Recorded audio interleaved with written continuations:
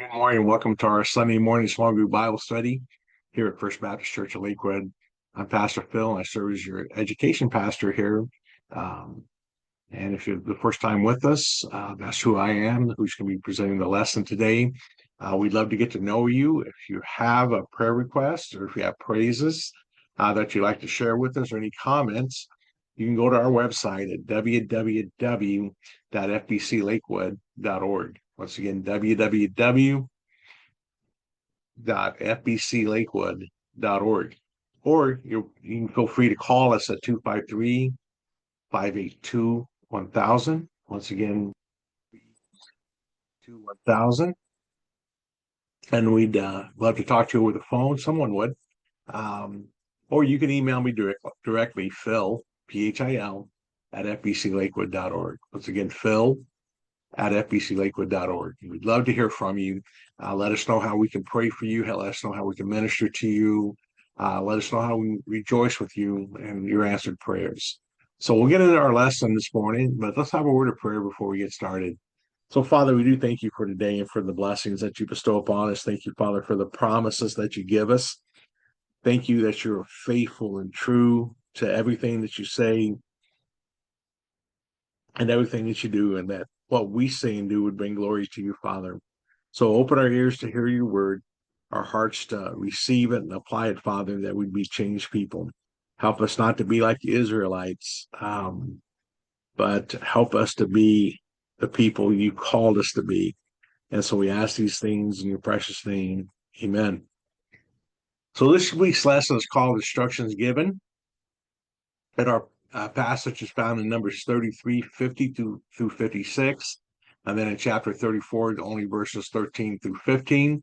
The focal point for our lesson this week is that God's plans requires believers, you and I, to act on the instructions he gives.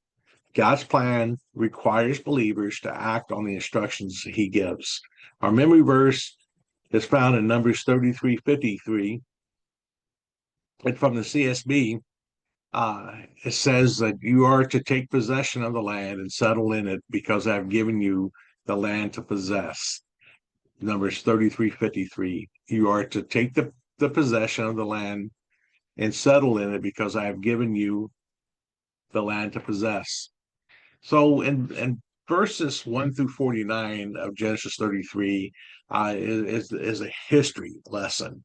It's the God told Moses to record the travel from Egypt to where they're at now in the plain of Moab. So those first 49 verses is a travel log, and it recounts every step of Israel's journey from the time they left Egypt until they're where they're presently at across the Jordan from Jericho in the land of Moab.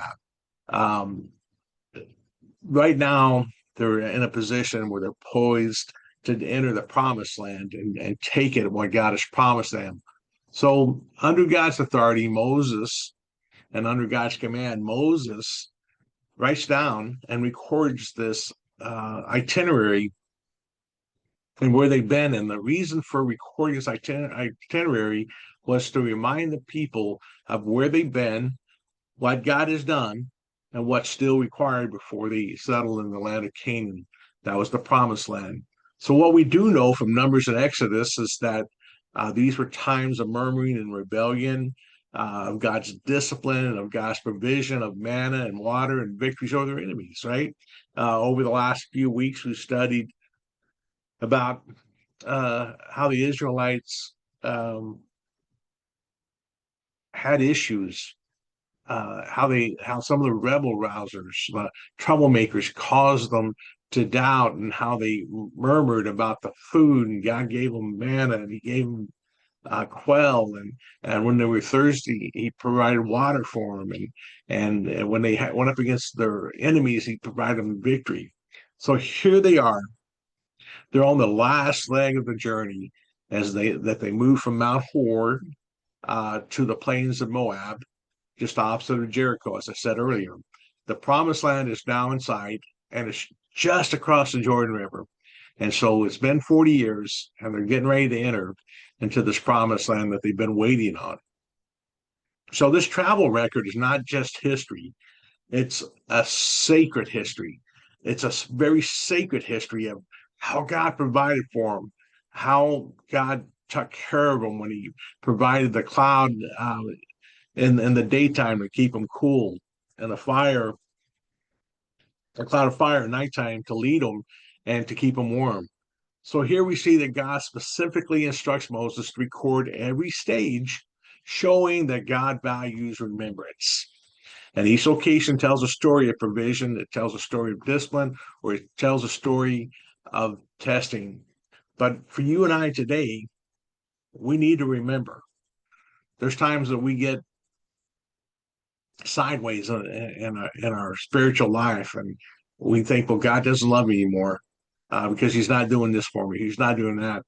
But God values remembrance, not the remembrance of what you were before you met God, but what you are because of God and because of Jesus' completed work on the cross.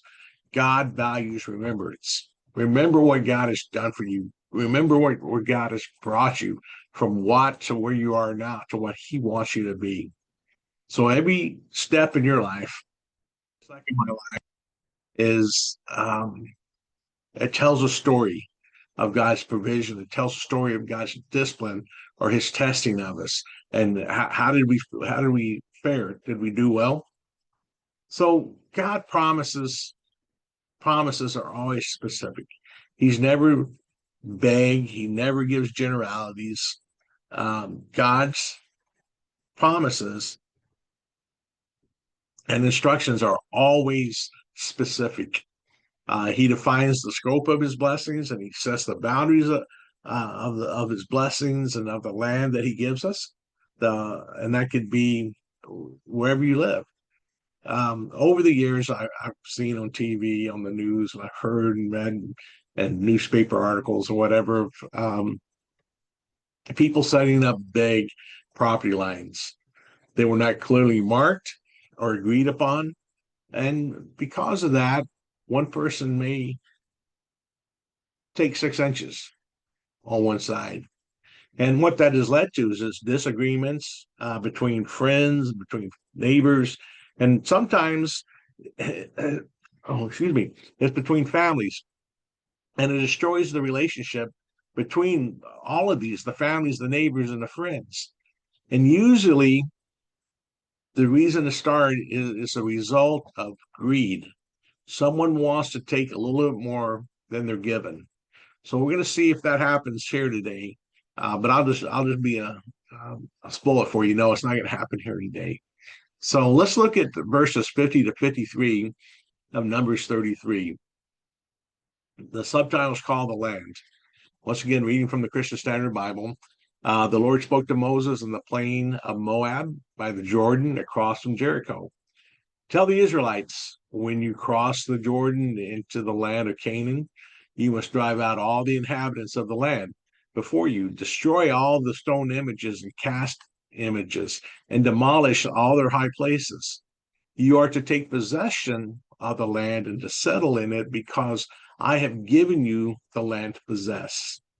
So the question is if you think back, let's think about some history. Let's take a pop quiz here real quick. What group of Israelites would never enter the promised land or inherit any of the lands? Well, in Numbers 14, when the people had rebelled and the spies came back from searching out the promised land, and 10 of them said, "Oh, we can't take this. There's giants in the land, and they're going to crush us, and it's just bad over there, and we need to stay here." Well, what was God's punishment for their unbelief and for them discouraging all the rest of the people? It was that anybody 20 years of age and older, except for Joshua and Caleb, would die in the wilderness and not be able to enter the promised land. So that was a group of people who had wandered for a number of years, who were wandering, hoping to get to the promised land because of their doubt and their unbelief. They disqualified themselves from entering the promised land. And once again, it was because of their lack of faith. The spies who went to the land of Canaan turned against God by not trusting Him to give them the land. They trusted with their eyes but not with our heart. And sometimes we're guilty of that, trusting with our eyes and not trusting with our heart.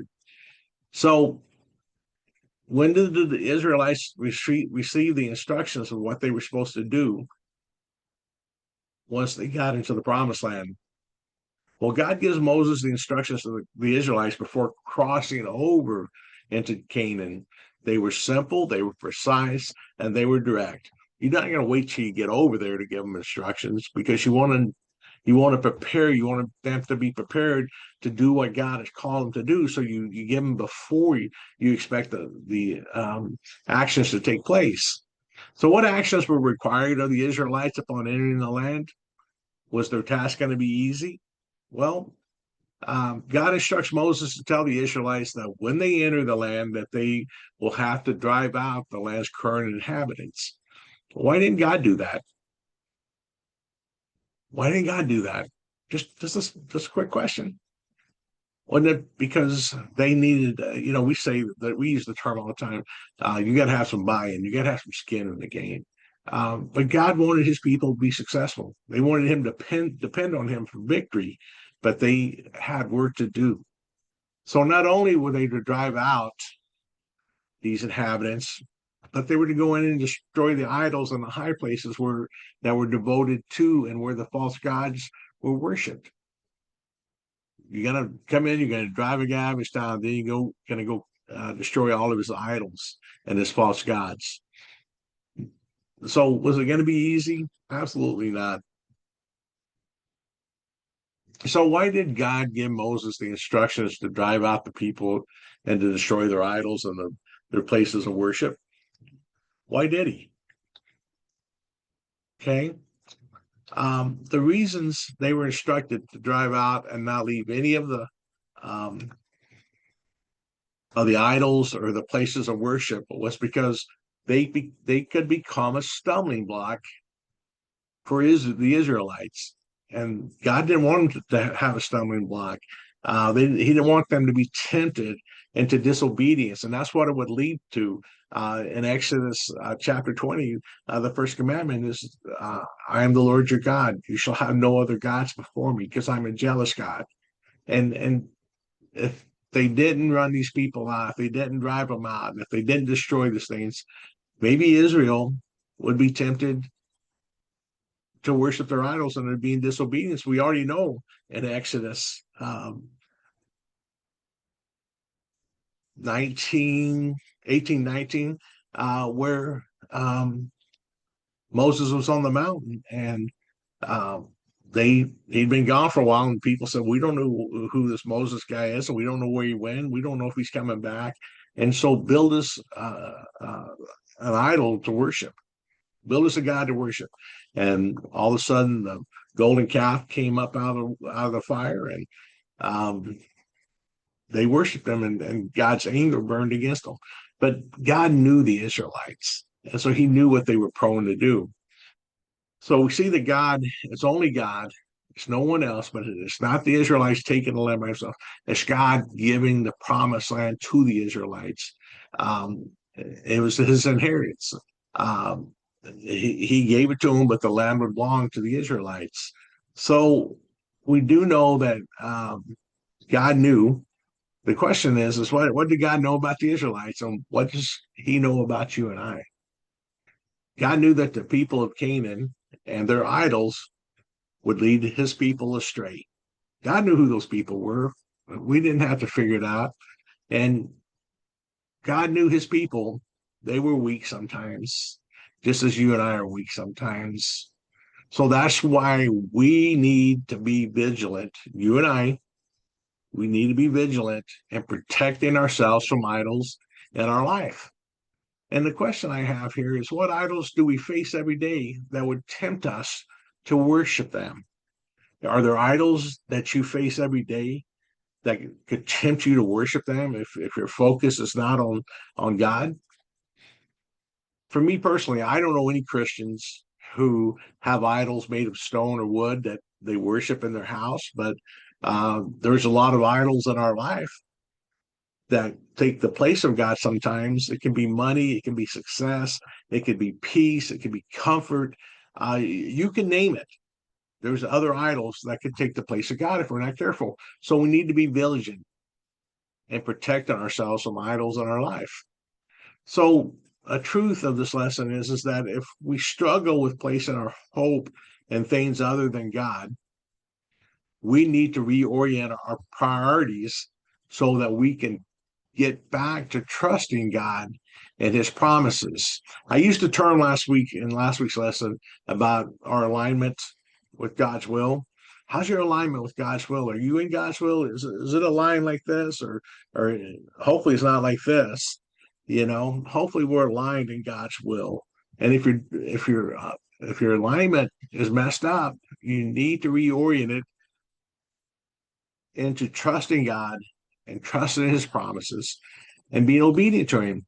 And the way that we reorient is by spending more time with him in his word, spending more time with him in communication, with him in prayer. And we need to choose to be with his people. That's how you reorient yourself back to God's priorities and trusting God and all that you do and trusting his promises. For me, I've told you guys 100 times, and you may hear it another 100 times, is that God has never failed me. The promises that God has made to me, he has never failed me. He said, I'll not leave you nor forsake you. He's still with me today. Even though I mess up, he's still with me today. He said that no one can snatch you from my hands. You know what? Today I still belong to God. That was a promise that he made. And he still is keeping it today. So the application point for this first section of the lesson is that following God often requires believers to remove potential distractions. You're going to have to remove some potential distractions. What distractions do you have in your life that keep you from being totally focused on God, being totally obedient to God? What is it? What are those potential distractions? Pray about those and make those changes as you need to. So the second part of the lesson is called the task, and it's in Numbers 35, 54 to 56. Says that you are to receive the land as an inheritance by lot, according to your clans. Increase the inheritance for a large clan and decrease a small one. Whatever place the lot indicates for someone will be his. You will receive an inheritance according to your ancestral tribes. But if you don't drive out the inhabitants of the land before you, those you allow to remain will become barbs in your eye and thorns in your sides. And they will harass you in the land where I will do to you. So the land was divided equally according to God's instructions. It was to be done by lot. Uh, uh, and by doing it by lot, this would ensure fairness and a divine sovereignty and the allocation of the land. Here we see that every ancestral tribe would receive an inheritance. The bigger tribes would have larger portions, the smaller tribes would have smaller portions. So, what was the task at hand for the Israelites? And what was the purpose of this command? Well, God told the Israelites to drive out the people of Canaan. Uh, they needed to obey God so that the Canaanites would not become a stumbling block to them. This would not be easy, and there would be many temptations for the Israelites not to obey God in this manner. So, what would be the consequences of not obeying this command to drive out the inhabitants, to tear down the uh, the high places and to crush their idols and stuff? The fact is that if they fail to remove all these Canaanite gods and idols and places, the Canaanites would cause problem for years for Israel. We can see that throughout the Bible and even in our present world situation today, that is happening. The inhabitants that the Israelites didn't run out, that they let stay within the land, um, they're a problem for Israel today. They're a problem for Israel today. So, for the Israelites not to do God's destruction would result in suffering and judgment for them. And they suffered. And we'll read later on as we go through Deuteronomy and the rest of the books. We go through the time the people were in captivity. Um, they suffered because they didn't obey God. So, how does this command that God just gave to um, drive out the inhabitants and destroy their idols and stuff, how does that affect you and I today? So, for you and I as Christians, we need to remove sin from our midst. We cannot wink at sin and think that there's will be no consequences. For every sin, there's a consequence. Sin is disobedience to God. This is plain and simple. Sin is disobedience to God. When you don't honor God by keeping his commands, when you don't obey God by not keeping his commands, that is a blatant sin. And since God wants the best for us, turning away from him causes problems for us and those around us. Um, I always go back to David because he always comes to mind is that his sin was disobedient to God. When he was supposed to be out at war, in the spring of the year, he stayed at the palace. And while he was on the palace roof, he saw Bathsheba and he desired Bathsheba. Was that the best that God had in mind for him? Absolutely not. Um, but when he gave in to sin and became disobedient to God, there was a consequence for that. And the consequence was that the child that Bathsheba bore to David, um, he died. Even though David prayed and prayed and asked for God to spare the baby, he still died. So, what actions might you and I need to take to keep from being tempted or worshiping other idols? What actions do you need to take? What actions do I need to take to keep from worshiping other idols? Well, there are times when you may need to stop spending time with former friends because they cause you to sin. If you got that one friend that every time you're hanging out with them and you end up in sin, maybe it's time for you to stop spending time with that friend.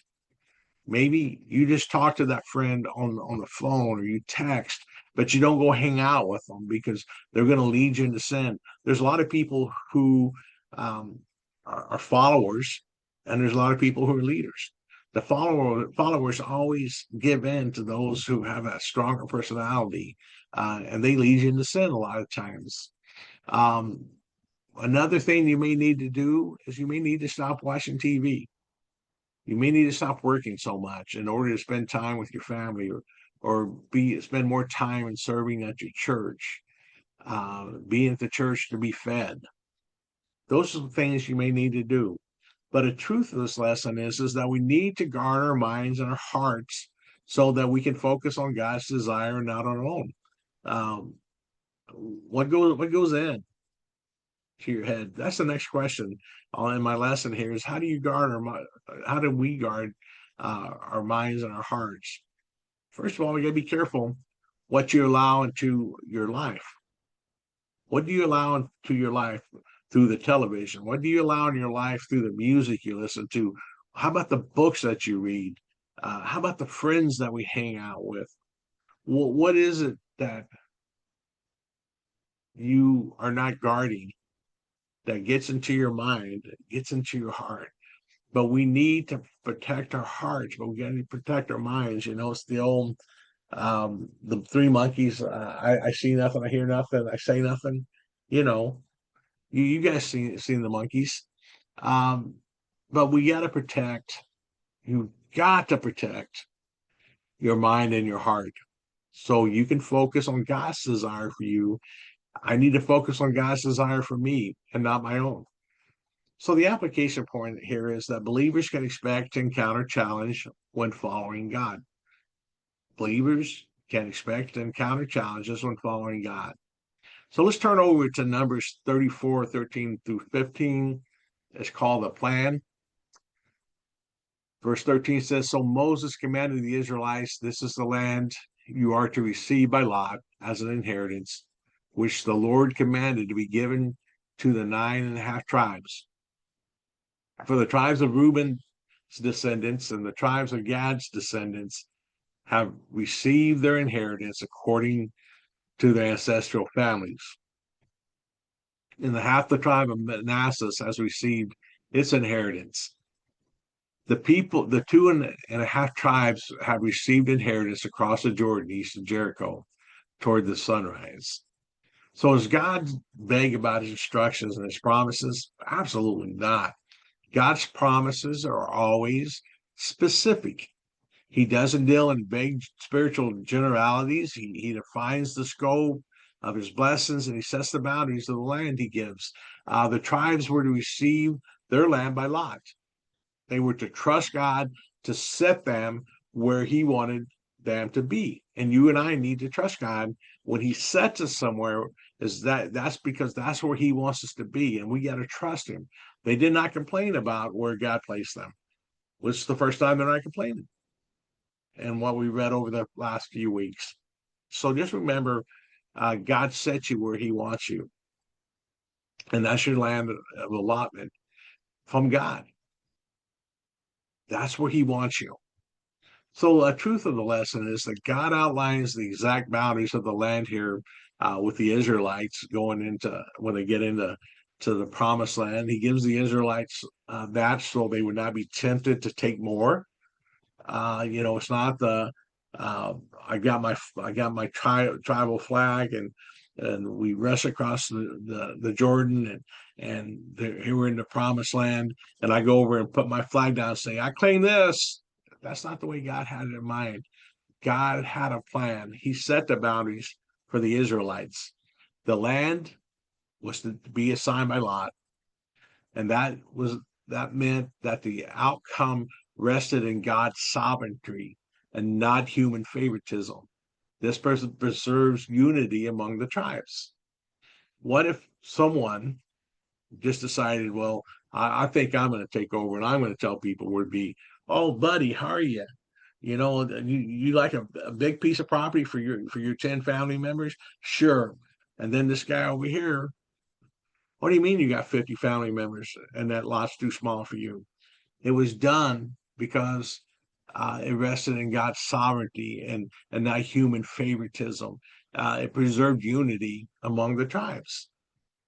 Everybody, it came from God, so everybody was equal. The land division may not have been equal but nobody complained about it because they knew God had set the boundaries of where they were supposed to be. So only 9.5 of the tribes will be living on the western side of the Jordan River, while the 2.5 remained on the east side of the Jordan. Reuben, Gad, and the half tribe of Manasseh have already received their inheritance east of the Jordan. And if you want to see how that played out, go to Numbers 32, and it tells you all about it there.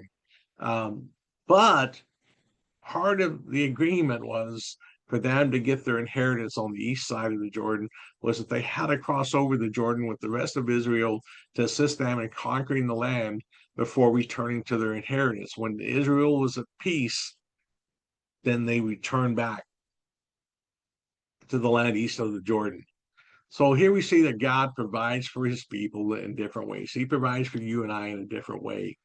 Yet it's all according to his perfect plan and order. God's not a willy-nilly God who just comes up with this and comes up with that. God is a God who has order. He has a perfect plan for you and I. While your inheritance, which could be your gift, your opportunities, your ministries, may look different from someone else's, each one is part of a bigger plan that God has for you and I. So it's easy for us to complain to God about our circumstances. And some Christians are born into stable, wealthy families and end up having stable, well-paying jobs. And some of us are born into poor families or unstable families, and we end up having lower paying jobs. But just know that God is still in control. He knows our circumstances. He provides. I talked about remembrance a little while ago. They remembered when they had nothing, but God gave them everything. You and I need to remember whatever our circumstances, God is in control and God cares for us and he loves us and he's going to take care of us. Maybe not in the way you think it's going to happen, but it's going to happen. Okay. So the truth is that all of us face challenges of varying kinds. We face health challenges, we face money challenges, we face relationship challenges, but we are not to complain about where we are placed by God and what our circumstances are. We are not to complain about where we're placed by God and what our circumstances are. If we ground our trust in God and not in the circumstances that we find ourselves in, He gives us the power to have joy in the midst of our circumstances. Only He can give us joy in the midst of our circumstances. So let me give you a challenge as I'm finishing up the lesson here today. And the challenge is, instead of worrying or complaining about these things, your circumstances, where you're at, these things, think about how God has placed you in this place or position for a reason, and make the best of the opportunity God gives us. Focusing on how we can honor God instead of looking at our circumstances and crying, poor me, poor pitiful me. Don't worry about it. Don't complain about it. Just know that God's placed you there. So the application point is that we can trust God to keep his promises. You and I can trust God to keep our promises.